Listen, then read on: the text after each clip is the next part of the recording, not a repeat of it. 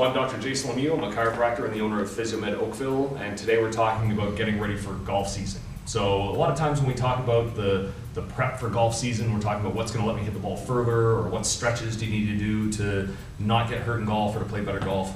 To be honest, none of that really matters if your swing is garbage. And we see that the number one thing that causes injuries in golfers, or at least back pain in golfers, is something called a reverse spine angle.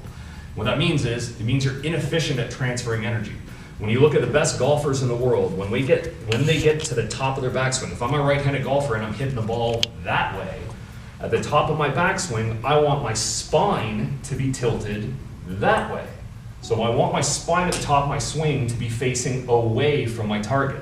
We'll see a lot of amateur golfers, recreational golfers, they want to hit it further, they think they have to take a big backswing, and if we look at a line from my belt to my chest, as they take the club back, they end up with their spine tilted towards the target. That puts your back in extension, and now as I try to go and hit the ball, I end up doing something called a reverse pivot. It gets me on my back foot, it means you don't hit the ball very well at all, and you absolutely crush your low back. So don't get hurt, and don't hit the ball not far.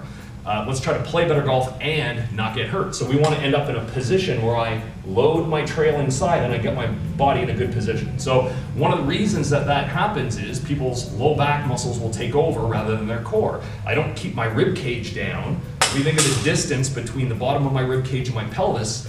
As I get into position, if I let that distance between my hands get bigger, my low back has taken over and my abs have shut off. So we're going to go through a couple of progressions to activate our core, and then a little drill that can give you that sensation of what should it feel like when I get to the top of my backswing. So if we quickly come over here, we're going to grab, Tina is going to come down into what we look at as one of our basic core exercises. She's going to come down into a plank. So she's going to lunge her way down onto the mat. She's going to come down onto her forearms. She's going to make good strong fists. She's going to make sure that her spine is neutral, so there's no arch in her back. That's awesome. She's going to be thinking of squeezing her glutes, keeping her rib cage down. She's even making strong fists. She's using all the muscles in her upper body, her lower body, and her core. If you're working out with a partner, you can actually challenge the person by trying to break them, trying to push them down to the floor, trying to push them side to side, challenge the stability. And again, this can give us a better sensation of what it's like to activate our core. That's great. Come down. But you don't play golf down on all fours. So we're going to get Tina, she's going to come down kneeling. So now I got my spine vertical, closer to what it would be like when I'm actually playing golf. We're going to bring her hands out in front of us. She's again going to think about bringing her rib cage down, squeezing her glutes. I'm going to try to lift her arms up. So now if she's not able to stabilize, it's going to flare her rib cage up, but she's going to keep her core active, her glutes tight as we hold that position. And again, just doing little sets of 5-10 seconds.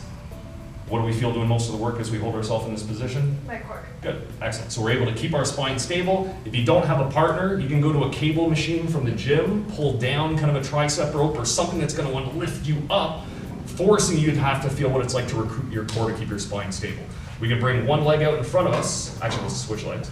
We're going to bring one leg out in front of us. Golf is a rotational sport, so I don't just want to be able to stabilize my core and extension. I got to be able to do it in rotation. So she can bring both arms out again. This time I'm going to try to rotate her arms and her shoulder. She's going to use her glutes and her core to again keep her rib cage stable and resist rotation.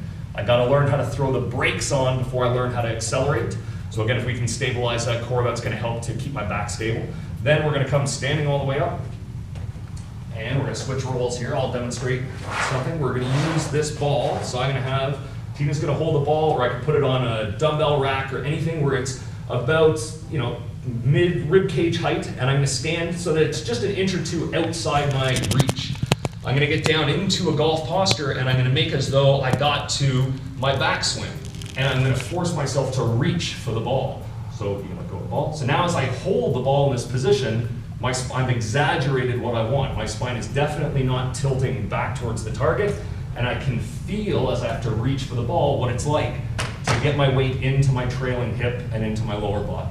So this is a little progression of, from plank on the ground to some core activation kneeling to how do I get into that better position and feel the right muscles engage when I'm standing.